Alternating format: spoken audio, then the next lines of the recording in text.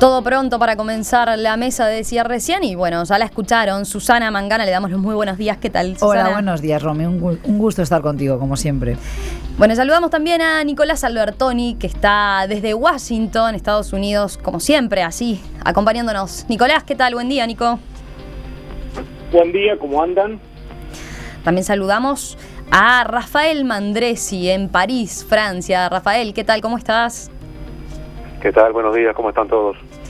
Allí todavía no te vemos, como siempre. Todavía no vemos su cocina. Ahí que esté ordenada. Está ver, nuevamente, Rafael. Efectivamente, con la misma escenografía, Rafael. Rafael, la próxima vez me invitas con un cafecito desde ahí, por favor. ¿Cómo no? Con mucho gusto. ¿Estás con el café, Rafael? Porque veía recién a Nico, está con el mate, ¿no? Sí, el mate no todos los días, en general en la diaria más bien con café. Está muy bien. Así que tenemos a los uruguayos así con la costumbre del mate cada tanto, por lo menos. Bueno, y aquí en estudios también saludamos a Julieta Rubitz, que nos acompaña hoy como invitada. Julieta es periodista uruguaya, vive en Viena, Austria, aunque también ha residido y trabajado en otros países europeos. Ha trabajado para la televisión pública de Austria y como corresponsal para el diario El País de Madrid, también para Radio Francia Internacional, Cadena SER de España, Deutsche Welle de Alemania, y trabajó un año en Viena para ACNUR, la Agencia para los Refugiados de Naciones Unidas. Buen día, Julieta, ¿qué tal? Un gusto que estés acá. Hola, un gusto para mí estar aquí. Bueno, empezamos con el primer tema que tenemos para hoy. Los mandatarios de Francia y Reino Unido anunciaron ayer sus intenciones de intervenir militarmente sobre Siria. Ayer, el primer ministro David Cameron informó que el mes pasado Inglaterra realizó un ataque sobre blancos específicos de Estado Islámico para prevenir una agresión potencial contra su país. Concretamente, 2 ciudadanos británicos que revistaban en ese grupo y se encontraban en Siria fueron asesinados para evitar un ataque contra territorio inglés que se estaba planeando. Por su parte, el presidente François Hollande, el presidente francés, anunció ayer que la aviación francesa llevará a cabo a partir de hoy vuelos de reconocimiento para realizar ataques aéreos contra el Estado Islámico en Siria, aunque descartó una intervención terrestre. J'ai demandé au ministre de la Défense que dès demain puisse être mené des vols. Estos vuelos permitirán planear bombardeos contra el Estado Islámico, preservando nuestra autonomía de acción y decisión, dijo Hollande en una rueda de prensa. Con ello, el presidente dio a entender que su actuación en Siria no será en el marco de la coalición internacional dirigida por Estados Unidos. El Estado Islámico está en Irak y en Siria y hace huir con la matanza que comete a miles de familias, dijo el presidente francés, aludiendo a la llegada masiva a Europa de refugiados. Bueno, ¿cómo vieron este tema? Empezamos con Rafael, si te parece, ya que estás allí donde estos acontecimientos están teniendo lugar, al menos parte de ellos. Sí, de hecho ayer usé 2 horas de mi tiempo para escuchar la conferencia de prensa del presidente Hollande, que introdujo esta novedad, una novedad respecto de la política anterior que había estado siguiendo en la materia, porque hasta este momento siempre el gobierno francés, el presidente y en particular el ministro de Relaciones Exteriores, un poco menos el de Defensa, se habían negado a intervenir con bombardeos en el territorio sirio, si lo hacen en Irak, por la reticencia al beneficio que podría producir una intervención de ese tipo para el régimen de Bashar el-Assad. Lo que hay acá es un cambio de posición. Si bien ayer Hollande habló de la necesidad de remover a Bashar el-Assad, lo que ha cambiado de todas maneras, de manera muy notoria, es el problema de de los desplazamientos de población y de lo que hemos estado siguiendo estos últimos días con la llegada masiva de refugiados, no solo de Siria, pero muy especialmente de Siria, y probablemente ese sea uno de los ingredientes que hizo adoptar esta nueva medida, con el subrayado que decías en la introducción, que para mí es muy importante, de la autonomía de la operación francesa en esta materia respecto de la coalición. Es decir, básicamente de lo que se trata con estos vuelos de reconocimiento es de un trabajo de información y de inteligencia. Yo creo que ahí viene sobre todo digamos, la explicación de esa voluntad de preservar la autonomía. Susana, ¿tú cómo viste este cambio de la política francesa en esta situación con el Estado Islámico? Coincido con Rafael en todo, es decir, lo que vemos es que este desplazamiento masivo, la avalancha de inmigrantes que llegan, que son refugiados de esa guerra, que son expulsados por la violencia que existe hoy en Siria, pero también en Irak, que llega a las puertas de Europa, de alguna manera azuzó las conciencias, sobre todo de los ciudadanos, que son los que finalmente vamos a presionar a los gobiernos, y yo creo que Hollande, pero también Cameron se han dado cuenta de que, bueno, algo tenían que hacer para evitar que este desastre vaya a más. Lo que pasa que llega tarde.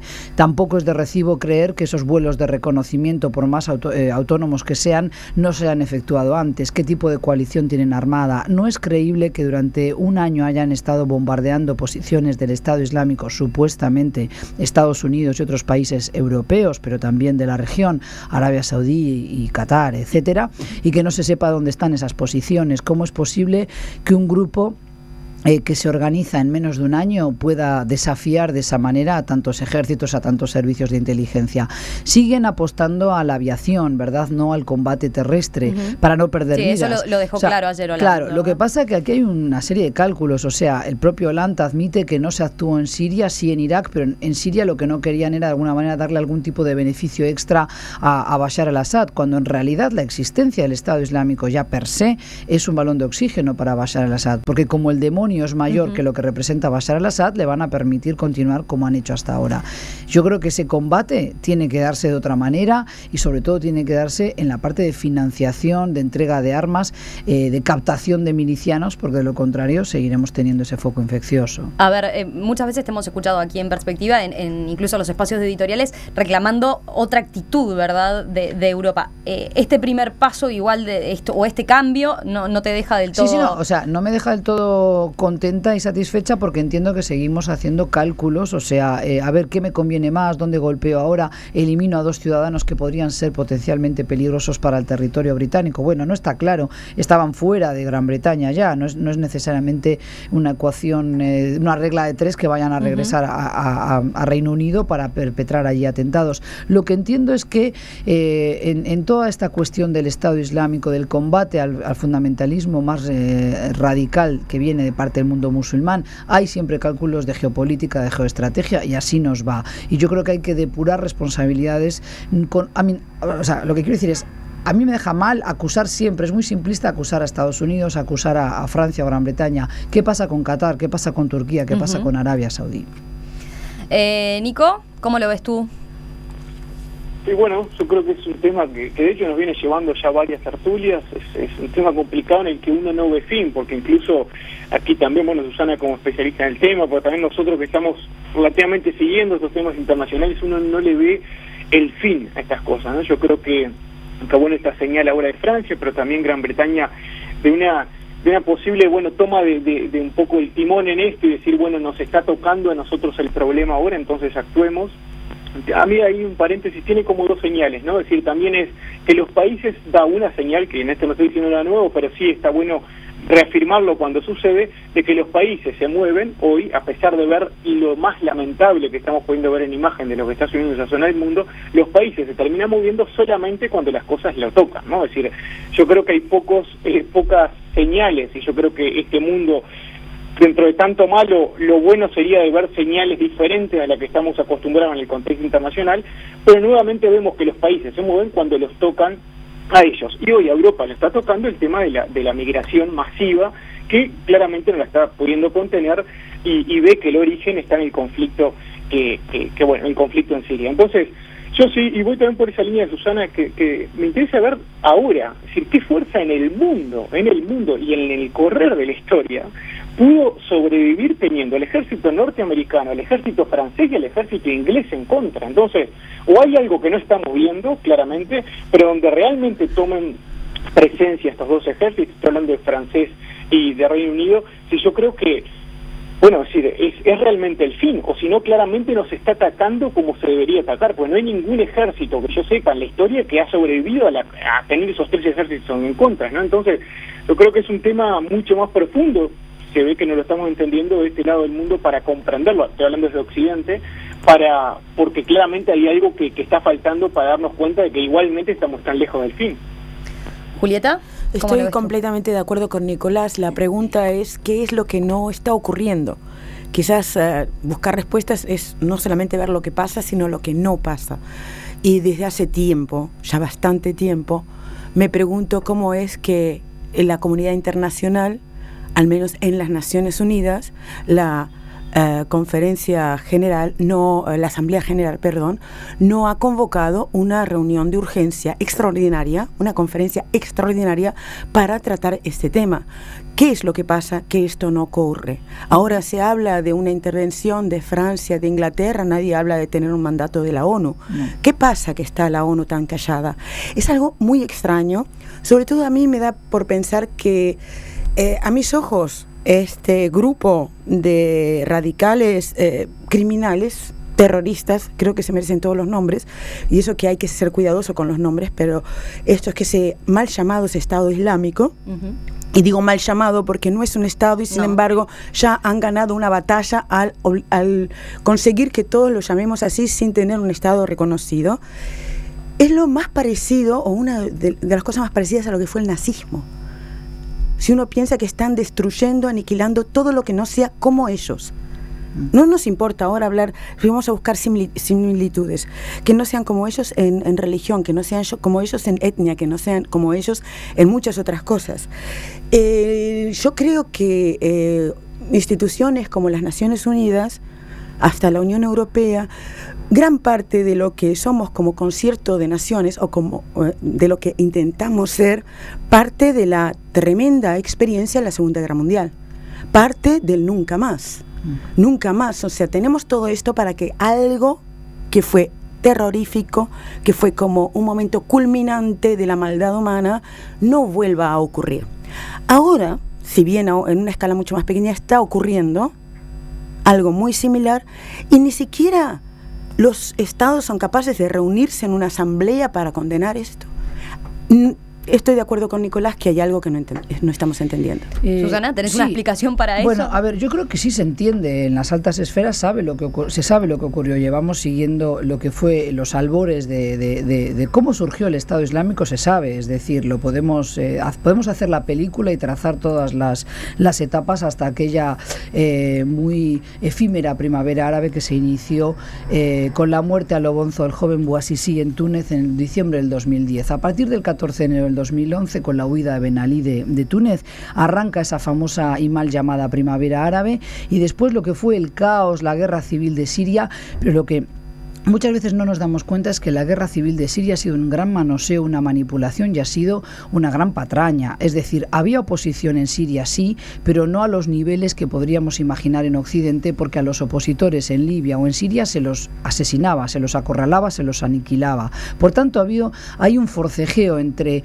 Obama y Putin. Recordemos el capítulo de las armas químicas, lo que fue la pulseada entre Rusia y Estados Unidos, que fue claramente un golazo de Putin. Ya lo dije en su momento en clave futbolística, y yo creo que tenemos que entender que Naciones Unidas, cada vez que se reunió en esas conferencias extraordinarias, los que vetaban cualquier tipo de intervención militar en Siria eran Rusia y era China. O sea, aquí hay muchos intereses, muchos actores, regionales y extrarregión. ¿Por qué no se reúnen últimamente, como dice Julieta? Y claramente porque no tenían un plan B, no tenían una salida para Siria, y cuando aparece este Estado Islámico que ha sido financiado, que ha sido perpetuado por poderes también en la región, como Arabia Saudí, como el propio Qatar, porque lo que intentaron es desestabilizar a Siria, hacer caer al régimen de los Assad. ¿Por qué? Pues porque es próximo a Irán, y la rivalidad histórica entre persas y árabes queda ahí patentada por la visita del rey Salmán ahora a Washington estos días, de Arabia Saudí, el rey saudí, para una vez más cerciorarse y asegurarse que su amigo Obama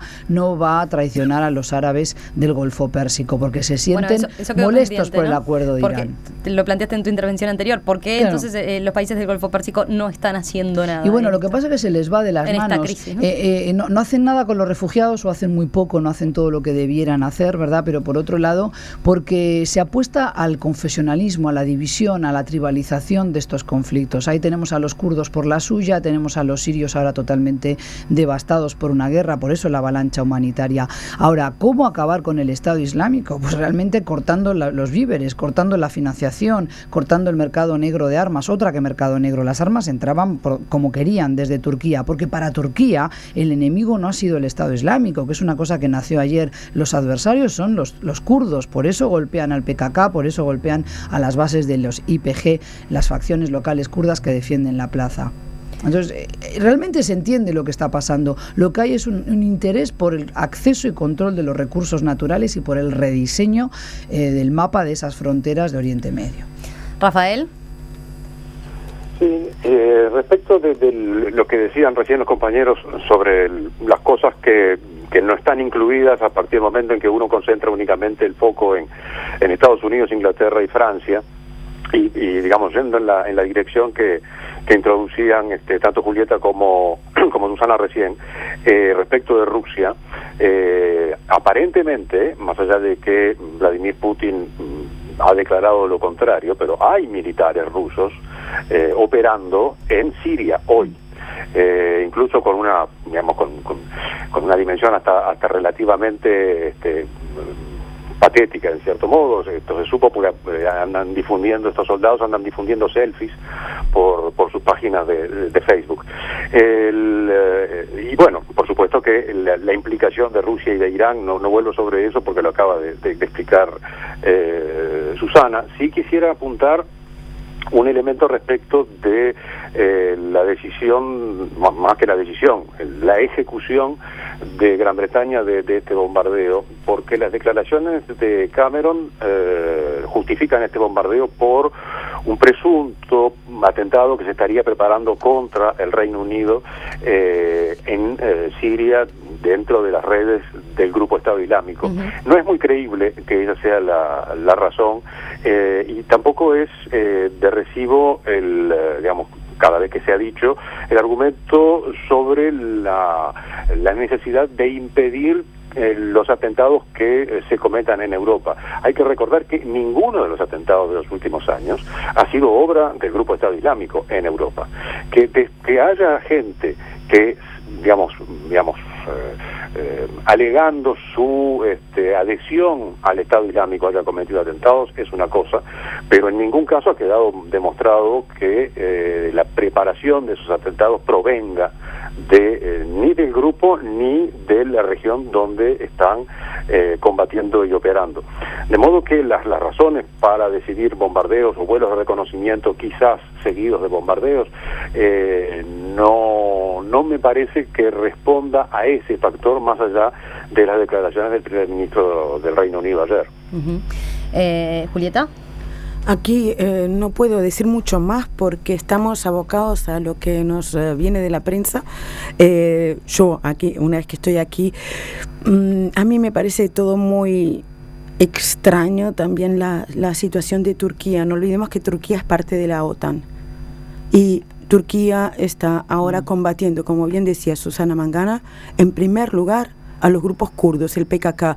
No olvidemos tampoco que han sido los kurdos quienes han sido como carne de cañón en el combate terrestre contra el mal llamado Estado Islámico. Daesh. Incluso mujeres kurdas mostrando una valentía realmente admirable.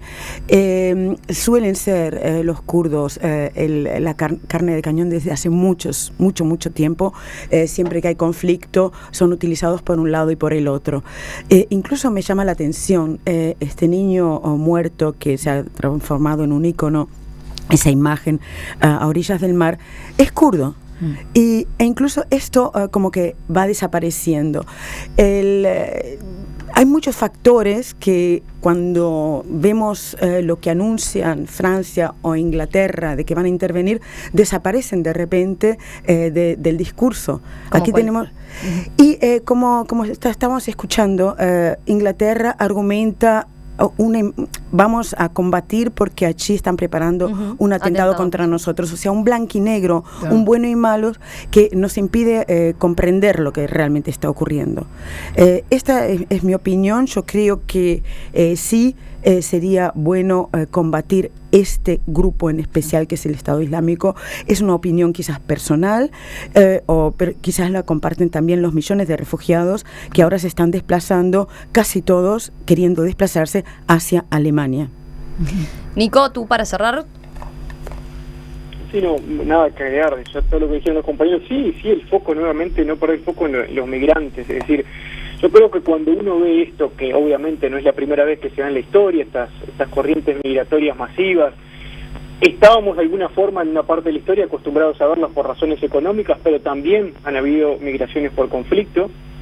Es una migración que está conectada al concepto de asilo, pero nuevamente poner el foco ahí, es decir, estamos siendo testigos como humanidad, es decir, de muertes y situaciones infrahumanas, porque si uno separa estas migraciones de las que han habido en la historia, de las que hemos podido leer en los libros de historia, es decir, era en un tiempo en el que de alguna forma la humanidad no vivía como testigo de estas cosas, por el simple hecho de que los medios de comunicación no eran masivos. Pero hoy duele de alguna forma ser realmente testigos de todo lo que está pasando y con cierto, más que el análisis, nosotros desde el mundo lejano, es decir, más que el análisis no poder hacer mucho. Yo creo que se hace mucho, y Susana ha trabajado en esto, en conceptualizar, ponerle forma a estas cosas, que se entienda de alguna forma, no digo vivirlas como propias, pero casi, pero eso me duele, es decir, nuevamente poner el foco en los migrantes, y bueno, que es un tema realmente que nos hace testigos a todos. Es un poco escribir sobre la generación testigo, porque yo creo que vamos hacia eso, somos una generación que estamos siendo testigos de estas situaciones infrahumanas, y bueno, es donde puede cada uno su granito de arena, por lo menos conceptualizando y poniéndole forma, ser parte de las soluciones.